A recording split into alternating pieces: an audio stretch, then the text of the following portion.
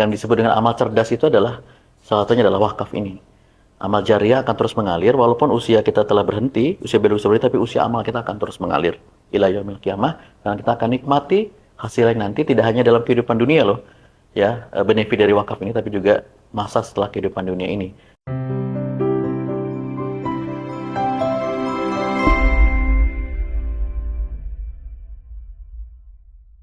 3M, masjid, makam, madrasah. Setidaknya itu kalau kita mendengar kata wakaf. Tapi yang menarik adalah sebenarnya ada wakaf lain yang bisa kita lihat secara lebih mendalam, yaitu wakaf produktif. Jadi bukan sekedar tanah wakaf yang sekedar tanah saja tidak diapa-apain, tapi ini ada istilah yang sangat menarik yang perlu kita bedah bersama-sama, yaitu tentang wakaf produktif. Bersama saya sudah ada Pak Aris, Direktur dari SEBI Social Fund. Assalamualaikum Pak Aris. Dan masih bersama kita juga ada Pak Aziz, Direktur Wakaf Sukses. Assalamualaikum Pak Aziz. Assalamualaikum. Alhamdulillah. Keduanya sehat Pak? Alhamdulillah Sehat ya. Sebelum masuk ke Pak Aziz, saya akan kembali ke Pak Aziz dulu ya, karena sebelumnya kita sempat menyinggung Pak Aziz soal wakaf produktif, dan kita melihat sangat luar biasa potensi wakaf yang luar biasa, dan implementasinya pun kalau kita melihat sejarah-sejarah itu juga udah luar biasa ya Pak ya. Nah, terkait dengan wakaf produktif ini, kan kita tahu bahwa tadi kita mention wakaf itu abadi, pokoknya itu nggak boleh hilang. Sedangkan kita ada sebuah tekanan yaitu adanya wakaf produktif, sehingga dia tuh harus digerakkan. Nah, bagaimana kemudian implementasi penggerakan wakaf ini? Dimana dia itu kan dia harus dia harus abadi, nilainya nggak boleh berkurang. Sedangkan kalau kita katakanlah uang kita gerakan, dia potensi hilang, ya kan? Aset kita gerakan, dia potensi menyusut, nilainya kan? Nah, terus bagaimana kemudian yang aset-aset ini pokoknya nggak hilang, tapi tetap bisa produktif, Pak? Gimana? Ya, makasih Pak Dendi. Makasih sahabat wakaf semuanya. Ini memang menarik ya. Jadi tantangannya di situ. Jadi kalau kita bicara produktif, bicara berkembang, tentunya tidak lepas daripada bisnis. Ya, tidak lepas dari bisnis. Nah, sementara kita tahu bisnis, karakter bisnis itu apa? Dia ada learning cost-nya, ada learning curve-nya. Gimana dia harus ada proses belajar. Nah, proses belajar itu bisa jadi rugi. Bahkan saya pernah dapat itu dari seorang coach bisnis itu, rugi itu bagian dari SKS-nya bisnis. Jadi kalau Anda belum rugi, Anda belum lulus SKS itu. Harus rugi dulu ya? Harus rugi dulu. Itu bayangin begitu. Nah, sementara satu sisi wakaf ini nggak boleh hilang. Nah, ini gimana? Ini tantangannya di situ. Nah, makanya teman-teman semua di sini, kita sebenarnya wakaf ini tidak bisa berdiri sendiri. Ada namanya ziswaf, zakat, infak, sodakoh, dan wakaf. Waf ini. Nah, ini menariknya ya, bagaimana Allah ini sudah mengatur gimana konstruksi ekonomi Islam ini. Ekonomi Islam ini, Masya Allah. Jadi ekonomi Islam itu dua ya. Jadi istilahnya kalau boleh katakan ada dua.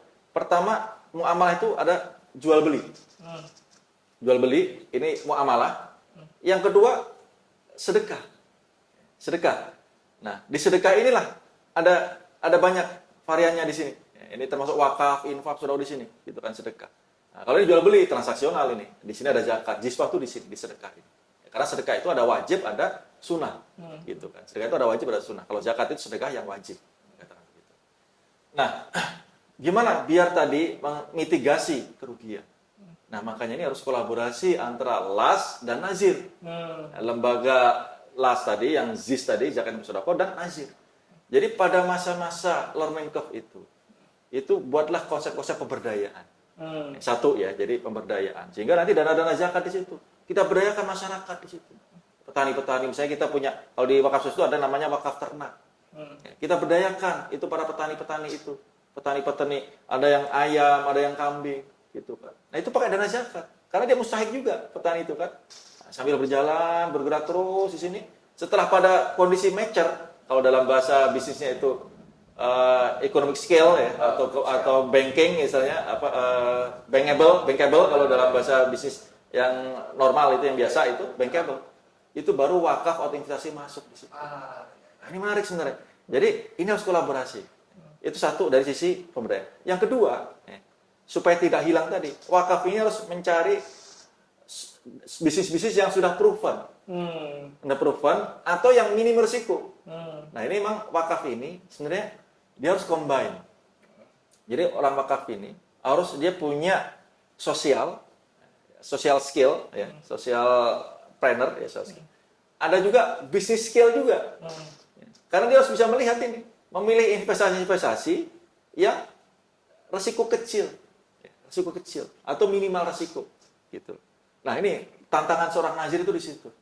Makanya nazir itu harus dibekali dan timnya harus komplit. Ada tim manajemen aset, tim analisis bisnis harus komplit, menggunakan operasional di situ. Walaupun dalam perjalanannya kemudian karena kita juga manusia ini ada kekurangan, tidak mungkin sempurna, biasanya kolaborasi. Di satu negara disebutlah di Singapura, di Malaysia yang saya pernah ikut seminar, mereka ketika sudah masuk ke dalam bisnis itu sudah ada kolaborasi dengan sektor bisnis, udah PT, udah perusahaan. Kayak di Singapura itu ada namanya PT Waris, itu udah benar-benar PT untuk mengelola aset-aset tadi. Di Malaysia juga ada. Kalau nggak jauh-jauh ya yang saya tahu di Dompet Duafa itu ada wakaf rumah sakit udah PT sendiri itu rumah sakit dikelola sendiri. Tapi Nazir tetap ini. Nazir mengamanahkan kepada PT itu perusahaan itu untuk mengelola. Nah, inilah bagaimana caranya kita, ya, tantangan kita, bagaimana nanti tidak hilang aset wakaf itu, tapi bahkan bertumbuh. Nah, itu ya bisnis. Nah, kemudian hasilnya apa? Hasilnya tadi itu bisa disalurkan kepada lembaga-lembaga lain boleh juga, atau bidang-bidang lain yang strategis untuk pembangunan umat. Misalnya strategis apa? Pendidikan, kesehatan, gitu. Itu strategis gitu kan, karena kita SDM strategis. Nah, itu hasilnya tadi ya. Tapi sebagai mesin uangnya tadi itu harus sustain, bahkan tumbuh. Gak cuma sustain, growth. Gak cuma growth, bahkan kalau bisa growth-nya sangat bagus gitu kan. Sehingga nanti asetnya itu berkembang dan wakifnya tadi akan senang. Saya lihat di sini memang selalu tantangannya ya dari wakaf ini. Pertama adalah literasi yang kurang. Yang kedua trust terhadap lembaga-lembaga nazir nih, iya kan? Nah, tantangannya di sini. Ini kalau saya taruh di situ berkembang apa enggak? Jangan hilang gitu kan. Malah ini kan repot kan gitu kan. Nah, itu. Nah, padahal nazir berharap, mungkin tidak berharap secara materi tapi berharap secara pahala supaya terus berkembang. Sayang kan kalau di ini hilang. Apalagi ya, saya pernah dengar itu jadi sengketa, rebutan, nazir sendiri pecah gitu kan. Masya Allah, na'udzubillah min dzalik. Kita, nazir ini, saudara semua, Mas Endi, nazir ini bukan pemilik, tapi yang mendapat amanah dari harta milik Allah. Karena wakaf ini esensinya milik Allah. Jadi kita ini pegawai Allah sebenarnya. Kita ini bukan berkuasa memiliki itu, kita pegang amanah. Makanya salah satu kewajiban nazir melaporkan pada wakif. Ya, hasil pengembangannya tadi semuanya ditransparan, dilaporkan. Nah, gitu kira-kira wakaf produktif tadi. Oke, menarik. Berarti seorang nazir itu nggak hanya mumpuni secara aktivasi sosialnya, tapi juga punya bisnis skillnya ya. Yeah, betul. Punya kemampuan bisnis yang kemudian bisa memanfaatkan aset wakaf ini benar-benar produktif as a business ya. Yeah. Yang akhirnya bisa bermanfaat. Yeah. Ya. Mindsetnya memang bagaimana kemudian kalau dalam istilah bisnis kan maximizing profit ya. Yeah. Nah, kalau mungkin kalau dalam istilah ekonomi syariah biasanya disebut sebagai maximizing maslahah. Jadi bagaimana kebermanfaatannya benar-benar maksimal. Yeah. Kita emang nggak ngejar profit banget, tapi memang kita ngejar bagaimana ini manfaatnya itu benar-benar luar biasa lah, benar-benar maksimal gitu ya. Nah, di wakaf sukses sendiri ada nggak studi kasus yang memang sudah diimplementasikan dan alhamdulillah berjalan gitu? Iya. Kita alhamdulillah ada berapa ya wakaf produktif ya. Kita ada wakaf ternak. Wakaf ternak ini kita melihara beberapa petani kambing kita. Coba kambing dulu. Ya, kita dana wakaf ini kita belikan bibit kambing. Bibit kambing dipelihara selama 3 bulan 4 bulan. Pas waktu Idul Adha kita jual. Ada selisih situ. Petani dapat, kita dapat juga. Nah, akhirnya berkembang di situ. Ya, jadi akhirnya kan ada keuntungan. Jadi misalnya taruhlah tahun ini misalnya 100 juta. Tahun depan bisa berlipat lagi aset kita, bisa 200 juta dan seterusnya. Itu satu. Yang kedua juga sawah gitu ya, sawah, kebun gitu kan.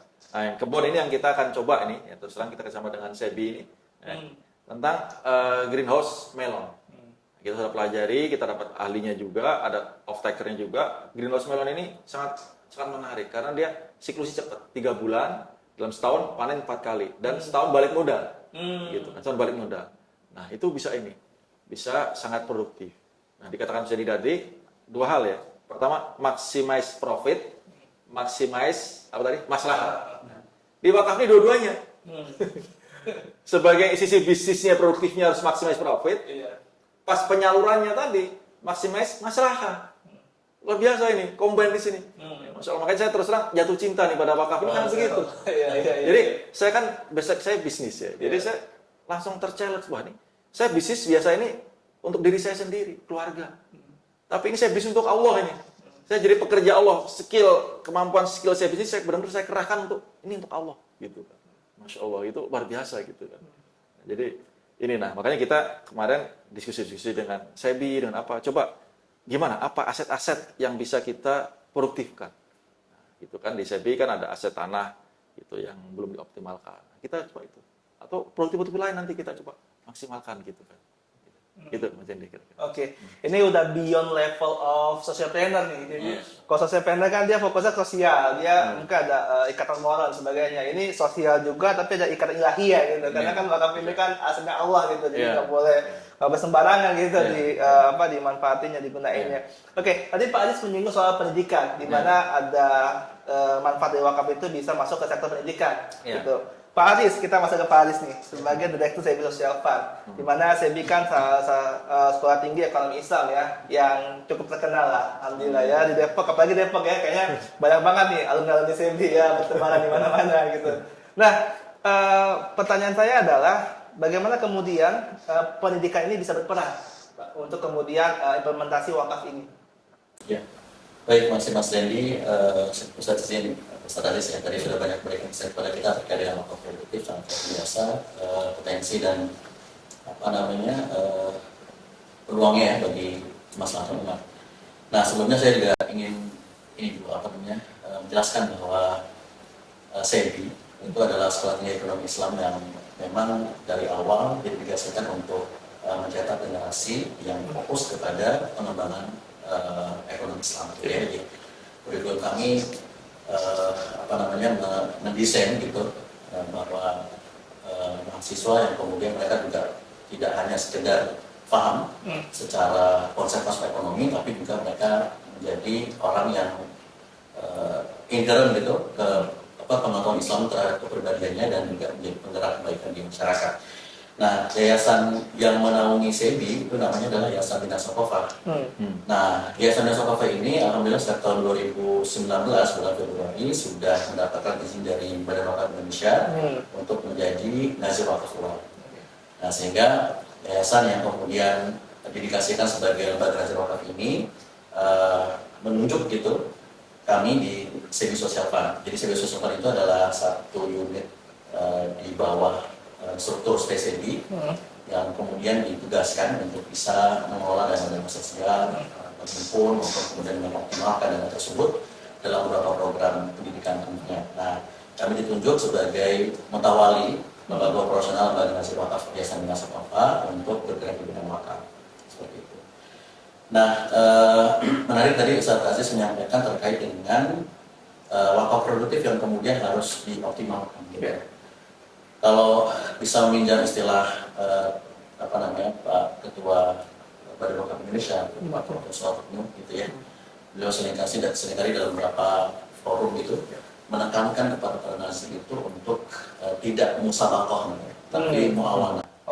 Lomba-lomba. Jadi tidak lagi zaman sekarang itu bermusabakoh, lomba-lomba atau ingin unggul sendiri. Tapi memang zamannya adalah zaman kolaborasi sinergi gitu ya, yang kemudian bisa saling menopang antara nazir. Sehingga dengan era wakaf ya, disebut dengan era baru wakaf nasional ini gitu ya. Jadi wakaf tidak hanya dikenal sebagai 3M tadi ya.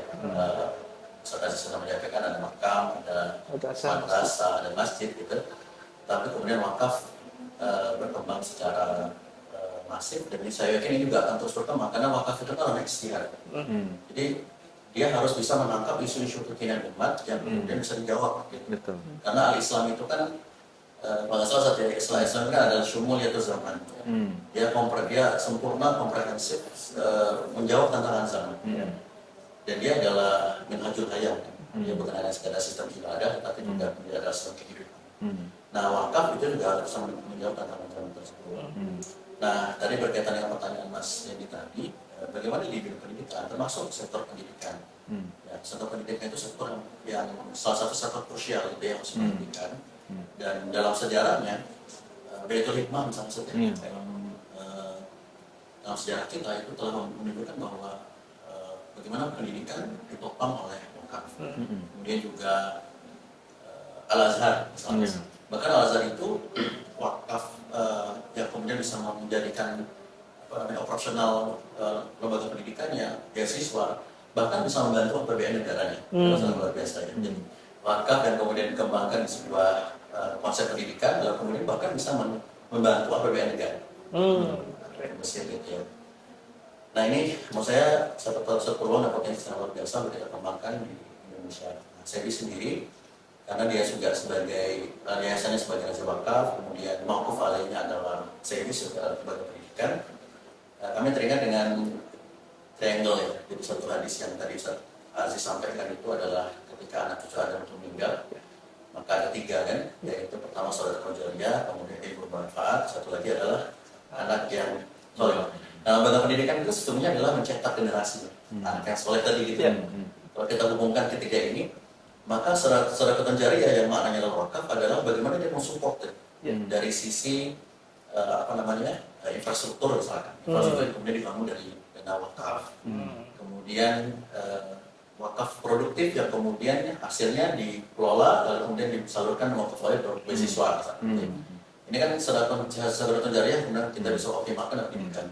Kemudian al-ilmu muntafa'un bihi itu adalah ilmu yang bermanfaat itu maknanya dari dana wakaf tersebut bagaimana kita mengembangkan infrastruktur pendidikan gitu, baik itu hardware, softwarenya berupa kurikulum gitu ya, kemudian research gitu ya, sampai kemudian mungkin tools gitu, sarana-sarana pendidikan yang digunakan untuk bisa mengembangkan keilmuan yang mumpuni untuk mencetak generasi soleh tadi.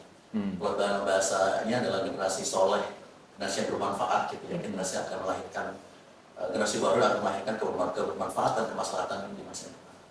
Jadi kalau wakaf di bidang pendidikan ini mampu dikelola dengan baik, secara profesional, kemudian tadi sesuai dengan prinsip-prinsip kehati-hatian gitu ya, dana wakaf produktif tadi maupun wakaf sosial, struktur itu mampu untuk bisa mencetak generasi yang soleh dan efeknya kan di atas generasi. Sebenarnya wakaf itu salah satu yang membuat jatuh cinta juga saya ini. Pecinta wakaf. Jadi kita lakukan sekali, tapi efeknya di atas generasi. Kita bisa lihat tadi Habib Bugok misalnya 200 tahun lalu melakukan aktivitas wakaf tersebut, tapi sampai sekarang manfaatnya masih terus mengalir. Wakaf Umar bin Utsman Affan, rekening Utsman Affan juga masih abadi dan masih terus mengalir. Jadi kan berapa generasi yang telah terkait. Jadi menurut saya ini satu instrumen langit gitu yang mungkin harus kita kembangkan terus menerus untuk kebermanfaatan masalahnya dari sektor pendidikan. Oke. Nah, berarti ada upaya juga ya dari SEBI secara kurikulum mungkin untuk kemudian menjadikan wakaf ini jadi satu bahasan atau topik di di kurikulumnya, di mata kuliahnya, ada nggak? Iya. Ada di mata kuliah kami sudah ada mata kuliah yang berkaitan dengan wakaf ya, fikih wakaf sama waris ya, dan hibah dan beberapa mata kuliah lainnya yang mensupport itu. Kan gini Mas ya, kalau bicara masalah wakaf itu kan ada 5 asas ya. Satu asas kepatuhan syariah. Dengan wakaf itu nggak boleh loh sembarangan melanggar nilai syariah.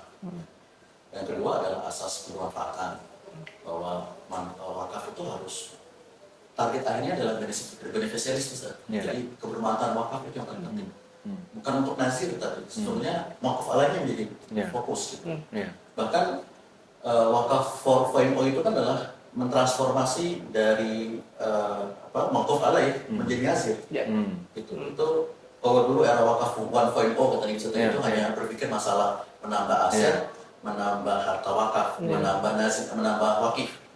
Maka 2.0 misalkan lebih kepada aspek pengembangan wakaf, ya pengembangan wakaf. 3.0 kemudian juga lebih aspek pengembangan. Nah sekarang yang kita fokuskan adalah di era sekarang ini 4.0 gitu kata Prof. Masih ingat bagaimana mentransformasi wakaf lain jadi nasir. Jadi sebetulnya asas kedua asas bermanfaat. Asas ketiga adalah asas pertumbuhan. Jadi aset wakaf itu harus bertumbuh.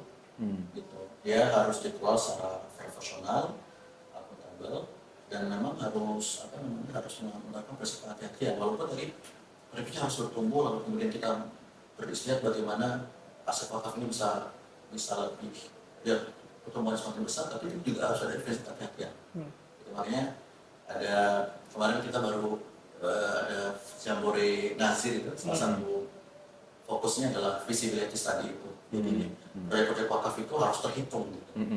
Jadi ketika dia mau dibiayai dari dana wakaf, maka proyek yang akan dibiayai itu harus betul-betul dihitung secara ilmiah.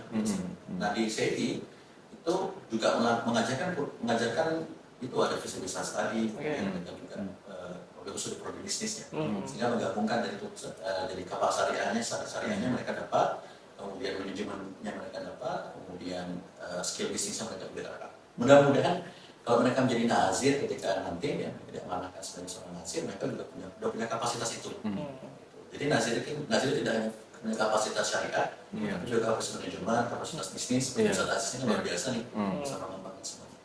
Seperti asas yang terakhir adalah asas keberlangsungan, keberlanjutan, kesinambungan. Jadi nggak boleh hilang, pokoknya tetap harus terjaga. Tapi yang kita upayakan adalah kebermanfaatan. Nah, yang 4 asas itu saya pikir harus menjadi perhatian kita, dan saya berupaya ya untuk bisa melahirkan generasi yang mampu untuk bisa mengelola wakaf gitu ya. Kalau mereka nanti ke depan tren wakaf ini kan terus berkembang gitu ya. Saya yakin pasti di antara mereka adalah orang-orang yang akan mendapatkan amanah gitu untuk bisa mengelola. Oke, baik. Dia menarik ada revolusi wakaf ya, revolusi nazir lah ya. Dari 1.0, 2.0, 3.0 udah kayak revolusi industri ya. Gitu. Ada perkembangannya gitu ya, ada fokus yang kemudian diubah gitu ya, dari mulai menambah aset, kemudian fokus ke pengembangan, sampai tadi ya di terakhir adalah bagaimana mengubah wakaf lain menjadi nazir gitu ya. Sama kayak zakat ya, mengubah mustahik menjadi muzaki itu kan, transformasi kan seperti itu ya. Nah, ke Pak Aji sekarang, terkait dengan tadi Pak, ada isu bagaimana kemudian transformasi nazir yang sekarang fokus bagaimana menjadikan wakaf alai itu juga sebagai nazir. Wakaf khusus itu ada upaya ke situ juga nggak? Iya, ada tentu ya. Yang pertama begini, gimana cara menularkan kebaikan dengan cara berbuat baik sebanyak mungkin. Itu caranya begitu. Jadi cara menularkan itu dengan cara memberi manfaat sebanyak mungkin. Contoh begini, saya daerah asal dari Madiun, di suatu desa pertengahan antara Madiun dan Ponorogo. Di Ponorogo ada namanya Pondok Gontor. Tahu kan? Saya rasa Pondok Gontor nggak ada yang nggak kenal. Itu adalah pondok wakaf. Itu sawahnya itu berita-berita itu wakaf. Gitu. Dan di sana itu hampir gratis lah dikatakan. Jadi yang penting bisa masuk aja, karena masuknya susah juga. Itu tesnya susah itu kan. Bisa masuk aja, itu udah selesai urusan. Nah, itu para santri ini, saya perhatikan alumni Gontor, saya banyak ketemu dengan teman-teman. Itu begitu keluar itu jiwa sosialnya luar biasa. Dan kebanyakan mereka bikin pesantren juga.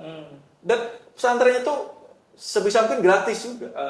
Gitu. Jadi itu kan bagaimana dari tadi yang mau alih tadi, yang menerima manfaat, santri kan terima manfaat nih. Nah, itu kemudian menjadi nazir juga di situ. Ya, menjadi wakif, menjadi nazir, Masya Allah. Jadi memang kita harus, jadi sebagaimana keburukan juga menular, kebaikan juga menular. Nah, tinggal kuat-kuatan nih, aktivis kebaikan itu keburukan nih, kuat-kuatan bagaimana gitu. Nah, ini menurut saya justru sektor pendidikan ini sangat penting. Saya, alhamdulillah kombinasi antara bapak saya pengusaha, ibu saya guru. Jadi campuran jadi, saya senang gitu, makanya saya senang ngajar, senang juga gitu ya. Nah, saya perhatikan gitu ya. Tidak hanya di dunia Islam bahkan, dari Islam. Di dunia barat pun itu dikenal namanya endowment. Endowment itu wakaf sebenarnya, karena dana abadi. Dana sebenarnya wakaf itu dana abadi. Ya, gampangnya begitu. Kalau di ini namanya wakaf, dana abadi. Kalau orang dana abadi, oh wajar dana abadi gitu kan. Nah, saya catat di sini ya. Kayak MIT itu ya. MIT itu punya dana abadi 12,4 miliar US gitu. Dana endowmentnya gitu. Bayangin gitu kan gitu. Harvard University 35,8 miliar US. Cambridge gitu 5,8 juta pound sterling dan sebagainya. Itu banyak sekali. Jadi mereka pun menerapkan seperti itu.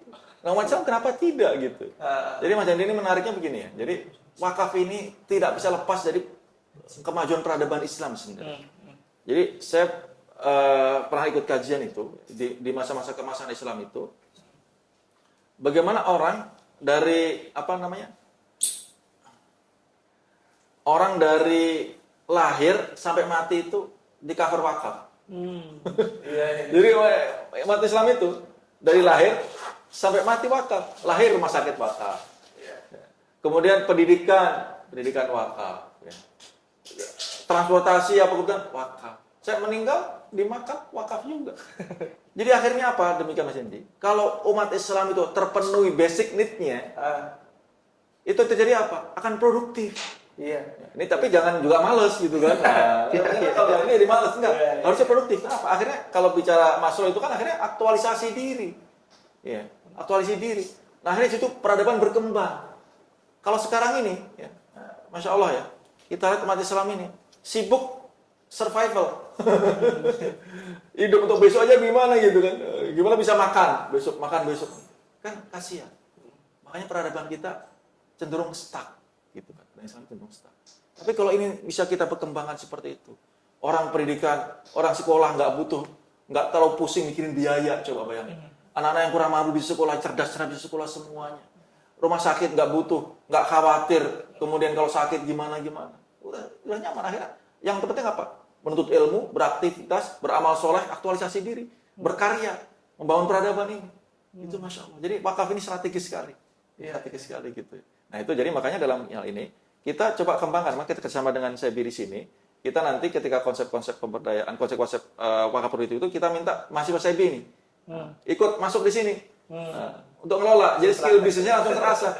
Kan di SEBI ada jurusan MBS ya, manajemen bisyariah. Udah langsung aja terjun. Ngelola itu bisnis wakaf tadi, gitu kan. Dan nanti ke depannya bisa jadi nazir juga dia. Ya sekarang mau alih gitu kan, bisa dapat manfaat dari situ. Kan ada juga kafalah di situ kan, gitu. Nanti kan bisa begitu. Nah itu mungkin coba kita garap. Saya senang sekali kalau bisa kolaborasi dengan lembaga pendidikan. Nanti kita inisiasi jenis pendidikan, jadi digital atau apa gitu kan. Nah, mungkin saya dengar di SEBI juga ada nih kan digital, bisnis digital yang kita kembangkan. Nah, itu bisa itu nanti ke depan gitu kan.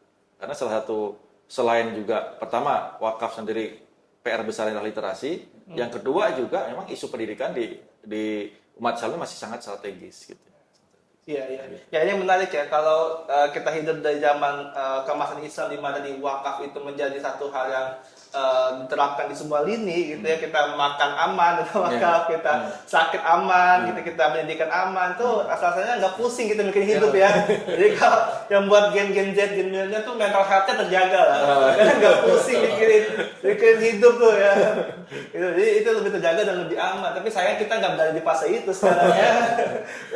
Masih harus berjuang sendiri, cari makan sendiri dan sebagainya. Jadi menuju ke situ lah ya. Makanya dia ada orang-orang yang berikhtiar untuk kemudian bisa mewujudkan peradaban wakaf kembali dan kita kembali menjayakan Islam insya Allah ya Pak ya. Nah, tadi singgung Pak Haji terkait dengan digital learning ya. SEBI berarti ada upaya untuk kemudian menjadikan sebuah digital learning yang basisnya wakaf. Gitu. Atau seperti apa, Pak Aris?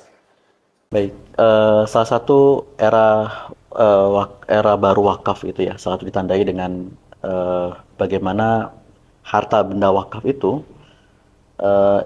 istihadnya semakin luas ya. Jadi kalau dulu kita mengenal ada aset tangible gitu ya. Nah sekarang wakaf juga bisa kepada aset intangible. Nah bagaimana hubungannya dengan perkembangan isu, dengan perkembangan teknologi?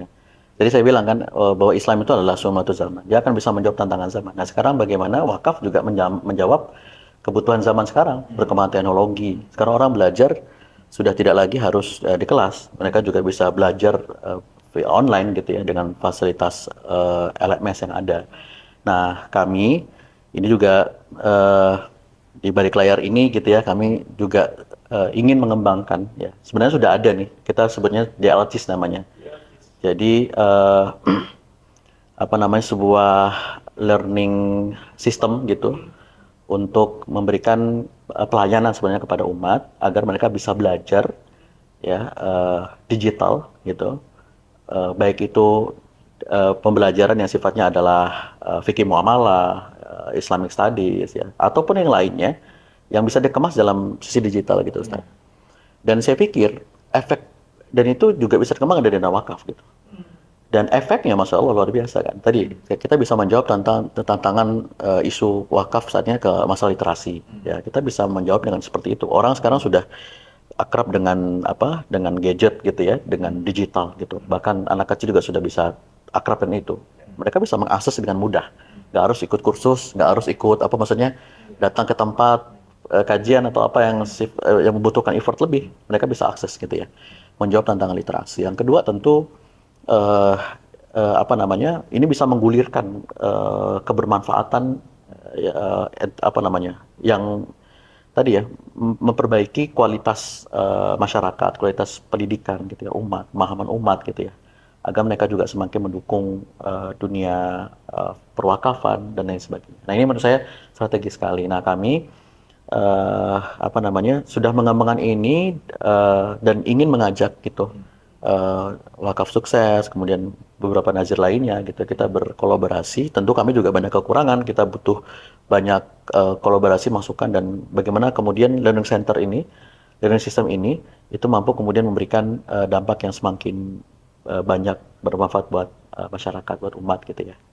Nah ini yang ingin mungkin salah satu apa ya istihad wakaf yang kita respon ya saat ini berupa wakaf intangible asset gitu ya.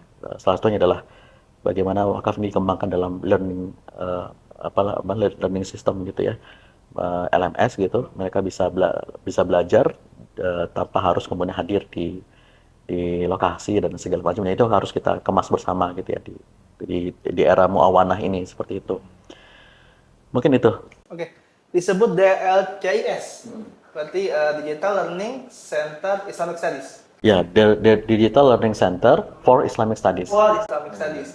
Oke. Nah, boleh dijelasin nggak secara singkat mungkin Pak terkait dengan bagaimana konsep digital learning yang dibangun itu terkait dengan tadi DLCIS itu seperti apa bentuknya? Iya, saat ini mungkin perjalanannya adalah kami menyelenggarakan apa namanya tema-tema khusus ya, tema-tema yang dibutuhkan oleh masyarakat, oleh umat ya.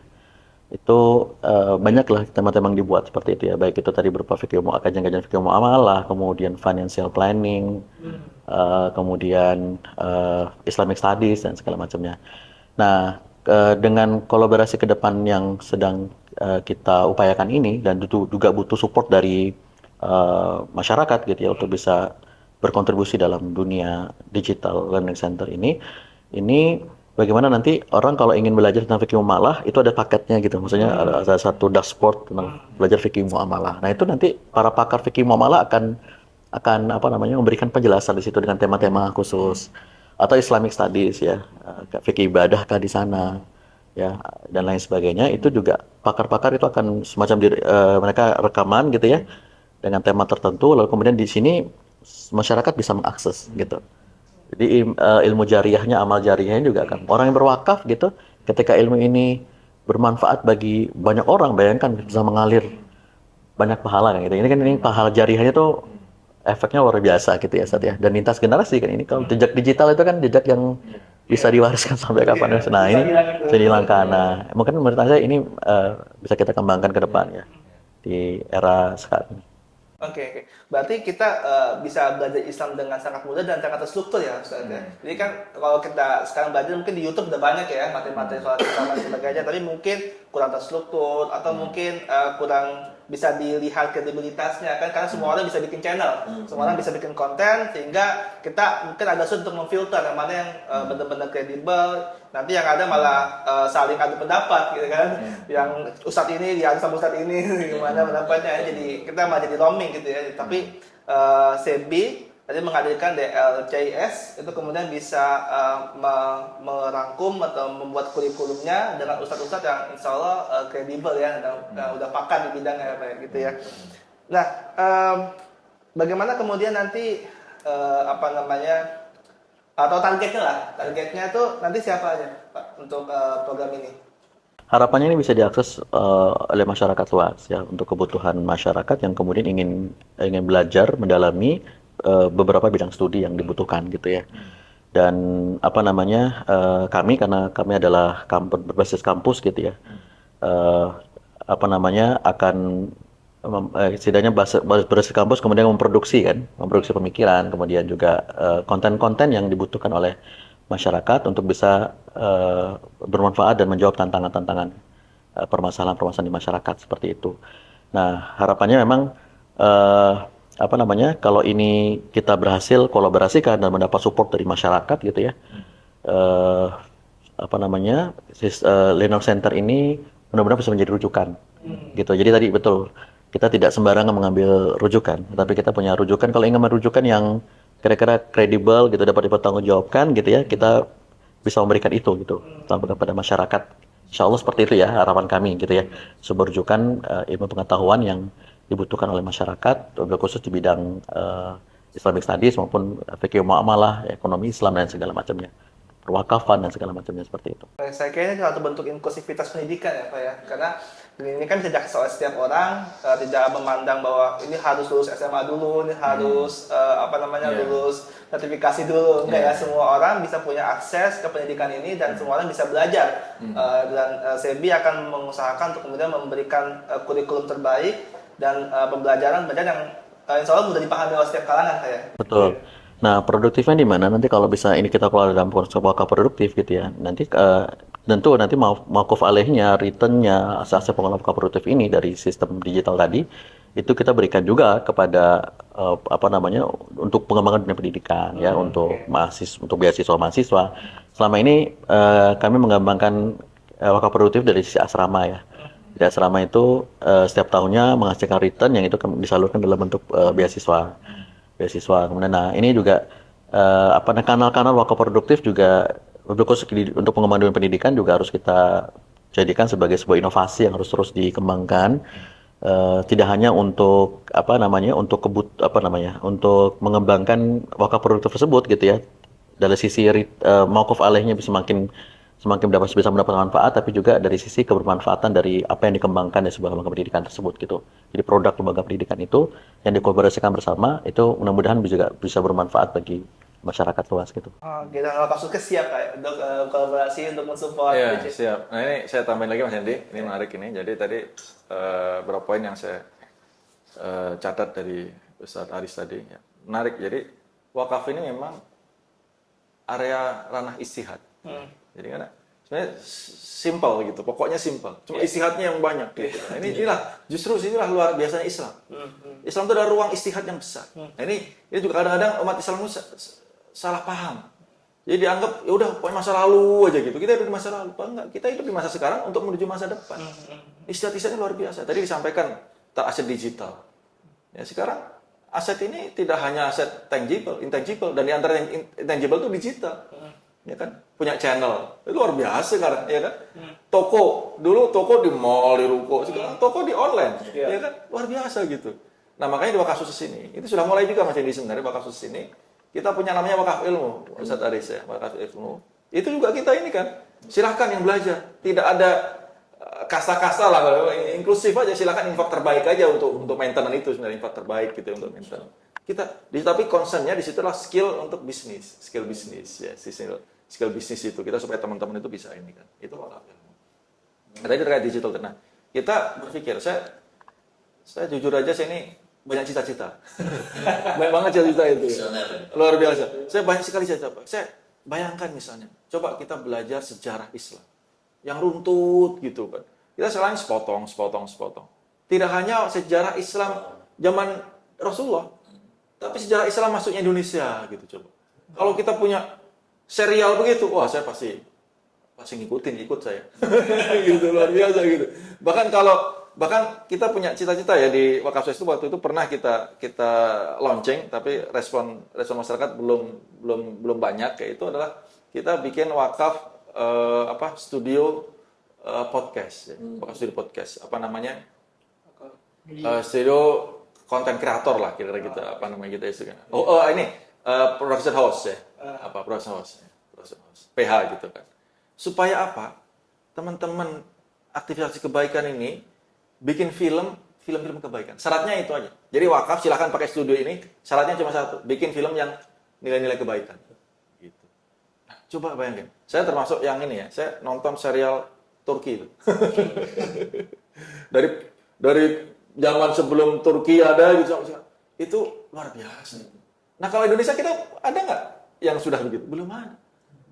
Negara ini gimana gitu kan bangunnya. Itu belum ada yang serial yang sampai kemudian jadi sekarang ini gitu.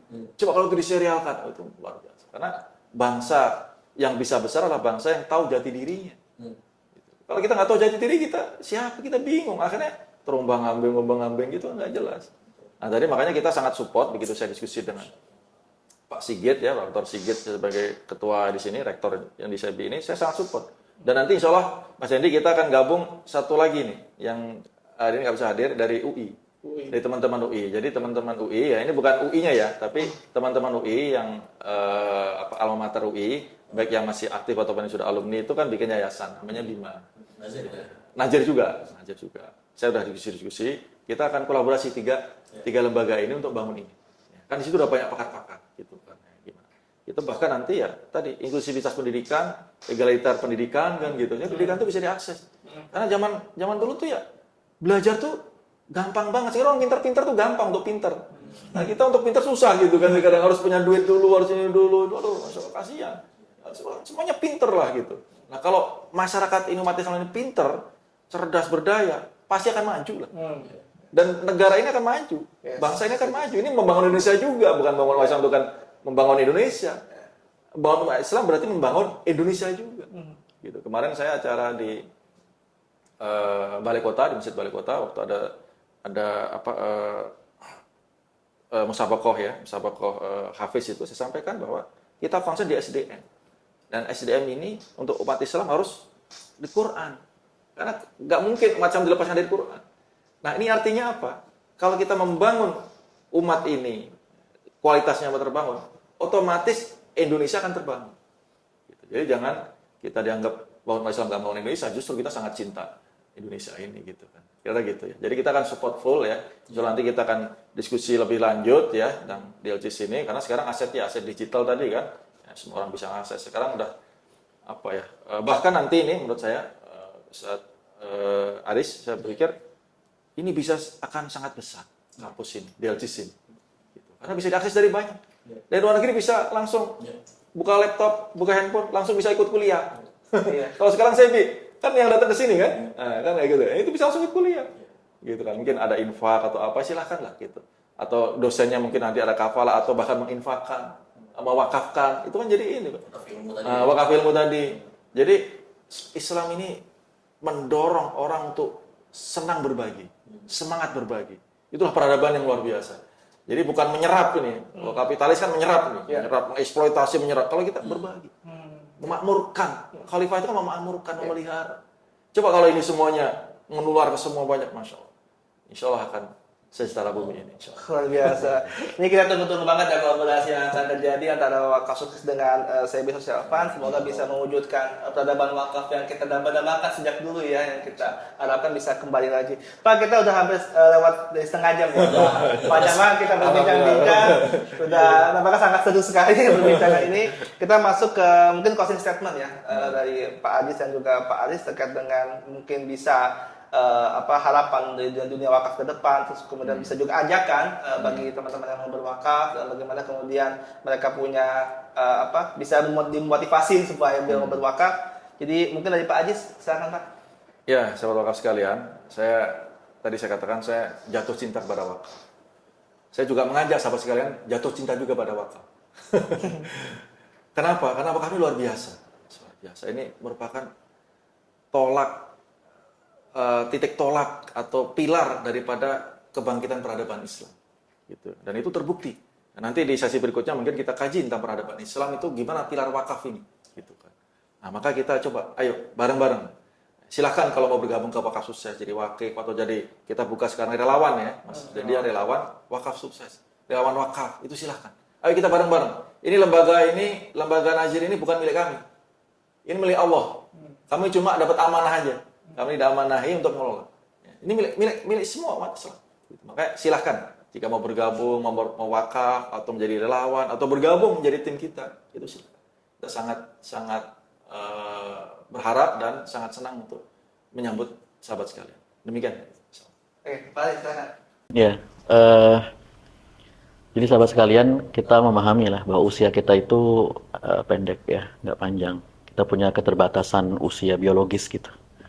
Nah, bagaimana kemudian usia biologis kita yang terbatas ini mampu menjadikan usia amal kita lebih panjang dibandingkan usia biologis. Nah, salah satu instrumen saking Allah tuh Maha Rahman, Maha Rahimnya kepada kita, Allah memberikan satu instrumen yang sayang kalau kita nggak optimalkan. Yang disebut dengan amal cerdas itu adalah salah satunya adalah wakaf ini. Amal jariah akan terus mengalir walaupun usia kita telah berhenti, usia biologis berhenti, tapi usia amal kita akan terus mengalir ila yaumil qiyamah, dan kita akan nikmati hasilnya nanti tidak hanya dalam kehidupan dunia loh. Ya, benefit dari wakaf ini tapi juga masa setelah kehidupan dunia ini. Jadi dia berbicara tentang masa lalu. Ya, kan ada pertanyaan, bagaimana kita berbakti kepada orang tua kita yang telah meninggal? Salah satunya dengan wakaf. Itu akan bisa bermanfaat bagi mereka yang lalu. Dan sekarang kita bisa menikmati fasilitas dari wakaf yang sangat luar biasa bagi kemaslahatan umat, dan esok kita akan nikmati nanti di alam setelah dunia ini. Maka sayang sekali kalau kita tidak menggunakan fasilitas yang Allah berikan ini untuk beramal jariah, berwakaf ya. Dengan dengan visi bahwa sesungguhnya usia kita boleh berhenti biologis kita, tapi kita harus pastikan hari ini bahwa usia amal kita akan terus mengalir dengan menjadi pegiat wakaf, tadi menjadi relawan atau menjadi wakif. Nah, wakif ini kan kalau wakaf sekarang boleh berapapun ya, berapapun, misalnya nggak ada batasannya, silahkan. Mulai dari yang paling kecil sampai yang paling besar, kita bisa berkontribusi dalam bidang perwakafan ini. Terima kasih. Assalamualaikum warahmatullahi wabarakatuh. Waalaikumsalam warahmatullahi wabarakatuh. Terima kasih Pak Aziz dan Pak Aris, teman-teman semuanya. Alhamdulillah Islam luar biasa ya, sangat komprehensif dalam berbagai macam aspek, terutama dalam hal ekonomi. Kita tahu bahwa ada dua aspek dalam ekonomi yang kita sangat ketahui, yaitu ada tijari dan matabaru. Tijari sifatnya ada perdagangan, kita bicara soal bisnis, dan tabaru adalah sifatnya dana sosial. Pertama, salah satunya adalah wakaf tadi, yang kita sudah mendengarkan bagaimana wakaf ini memiliki peran yang sangat besar, terutama dalam perkembangan perekonomian dan hal-hal lainnya yang membuat aspek-aspek kehidupan itu bisa menjadi lebih baik. Dan teman-teman semuanya, bagi teman-teman yang sekiranya berminat untuk kemudian berwakaf atau punya ambisi juga terkait dengan wakaf dan merasa tercerahkan terkait dengan wakaf, bisa berpartisipasi dalam menyebarkan dakwah ini, menyebarkan dakwah wakaf. Kalian bisa share video ini seluas-luasnya ke teman-teman kalian untuk teredukasi kembali terkait dengan wakaf, dan bisa juga untuk mensupport wakaf sukses dan juga semi social fund dalam berbagai macam aspek yang teman-teman bisa kontribusikan. Silakan mau mewakafkan dirinya juga silakan, mau mewakafkan asetnya juga silakan, dan apapun teman-teman bisa kontribusikan demi kejayaan wakaf yang kita dambakan. Terima kasih teman-teman semuanya, semoga video ini bermanfaat buat kalian dan rekan-rekan semuanya. Kami dari tim mengucapkan mohon maaf bila ada kesalahan. Wassalamualaikum warahmatullahi wabarakatuh. Terima kasih. Assalamualaikum warahmatullahi wabarakatuh.